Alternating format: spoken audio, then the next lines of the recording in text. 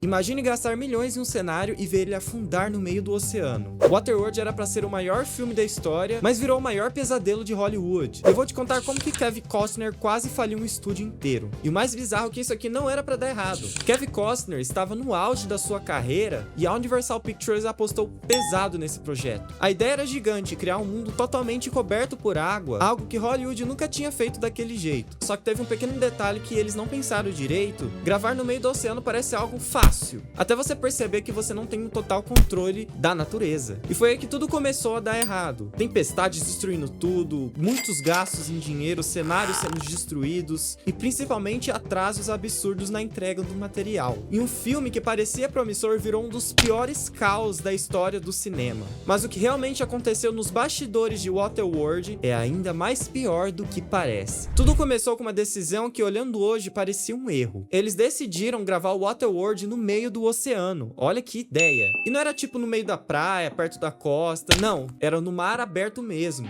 E no papel isso parecia incrível. Mais realismo, mais imersão, tudo parecia perfeito. Mas como nem tudo são flores, a gente não consegue controlar as forças da natureza. Só que na prática, corrente forte, ventos mudando toda hora, equipamentos sendo arrastados, cenários sendo derrubados, tudo. A força das ondas também. Nada dali está ajudando para a gravação do filme. Ou seja, tinha dia que não dava pra gravar nada. Dependendo do dia, a maré estava totalmente alta e a praia estava totalmente brava. E isso começou a gerar o primeiro problema do filme, que era o atraso na entrega do material. Só que em Hollywood, o atraso é perder dinheiro. Não é só, vamos parar um pouquinho e vamos gravar depois. É dinheiro sendo queimado a cada minuto. Eles construíram um cenário totalmente enorme, gigante, literalmente no meio do mar. Esse cenário, pessoal, não era pequeno. Era uma estrutura enorme, cara. É exatamente frágil naquele ambiente, até que aconteceu o inevitável, né? Uma tempestade veio, e não foi uma tempestade qualquer, não foi uma simples tempestade. Foi forte o suficiente para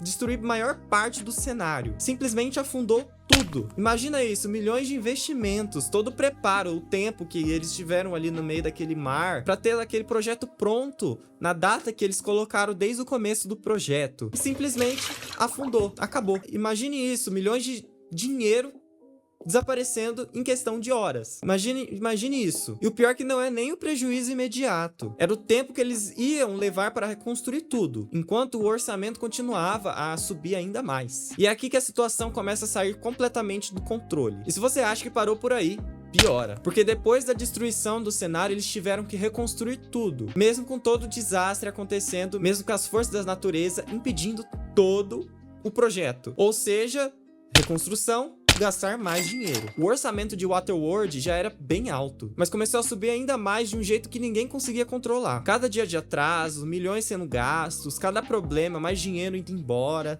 E chegou um ponto que o filme virou simplesmente o mais caro da época. Só que dinheiro não resolve tudo. Porque junto com isso começaram os conflitos, a produção tava estressada, atrasada. E quando isso acontece, sempre sobra pra alguém. E um dos maiores nomes mais envolvidos nisso tudo era o próprio Kevin Costner, que era o ator principal, e ele também estava tomando decisões importantes no meio do filme. E aí você já imagina, quando um projeto tá dando errado, e tem muita gente com poder, as coisas começam a bater de frente, decisões sendo questionadas, mudanças acontecendo no meio das gravações, e o filme ficando cada vez mais instável. Só que tinha um problema ainda maior. Eles não podiam simplesmente parar até o mar se acalmar, porque já tinha dinheiro demais envolvido, e também já tinha tempo demais perdido. Então, mesmo com tudo dando errado, eles tinham que continuar. E é aqui que a situação deixa de ser só um problema de produção e vira um risco real. Porque agora não é só o filme que estava em jogo, era o estúdio inteiro. Depois de tudo isso, o filme ficou pronto. Waterworld chegou nos cinemas cercado de polêmica. Todo mundo já sabia dos problemas e o orçamento absurdo e do caos que foi a produção. E é aí que vem a grande pergunta: depois de tudo isso, valeu a pena? As críticas foram bem divididas. Tinha gente que achava que o filme era bem ambicioso, diferente, e tinha gente que só via só o excesso, o exagero. Mas o verdadeiro teste era outro, o dinheiro, porque depois de gastar tanto, o filme precisava dar retorno, e no começo parecia que nada ia dar certo. A bilheteria não explodiu como o estúdio esperava, e muita gente já tava achando que o filme já era um fracasso. Só que a história não termina aí. Com o tempo, o Waterworld começou a se recuperar, bilheteria internacional, vendas posteriores, e aos poucos o prejuízo prejuízo foi sendo compensado. E é aqui que vem o plot twist dessa história. Apesar de todo o caos sobre o filme, não foi um desastre total, do que parecia desde o começo, né? Ele não quebrou o estúdio e também não acabou com a carreira de Kevin Costner, mas deixou uma marca enorme sobre esse filme, porque até hoje o Waterworld não é lembrado só pelo filme, mas por tudo que aconteceu por conta do projeto, mas por tudo que aconteceu para ele existir. Um projeto gigante que saiu totalmente fora do controle e que prova uma coisa: em Hollywood, às vezes o problema não é a ideia, é tentar fazer algo grandioso demais, sem ter controle nenhum. No fim, Waterworld não é só um filme, ele também é um aviso. No fim das contas, Waterworld não ficou marcado só por ser um filme, mas por tudo que aconteceu fora dele, porque o maior problema aqui não foi o oceano, nem o orçamento, nem os atrasos, nem os desastres, foi a falta de controle. Quando o projeto cresce demais e ninguém consegue mais segurar as decisões, o caos vira inevitável. E isso não vale só para Hollywood, vale para qualquer coisa grande, algum projeto, algum evento, filme, projeto, carreira e até criação de conteúdo. Porque às vezes não é a ideia que quebra tudo, é tentar fazer algo gigante sem estrutura para sustentar. E talvez seja isso que o Waterworld ainda é tão lembrado, não pelo sucesso, mas pelo aviso que ele deixou. E se você curte sobre esse tipo de histórias de bastidores, tem muito mais coisas em Hollywood que deu errado, desse jeito e até pior. Se vocês quiserem, eu posso trazer mais vídeos assim aqui pro canal, ok? E se esse vídeo te prendeu até o final, você já sabe o que fazer. Então foi isso, falou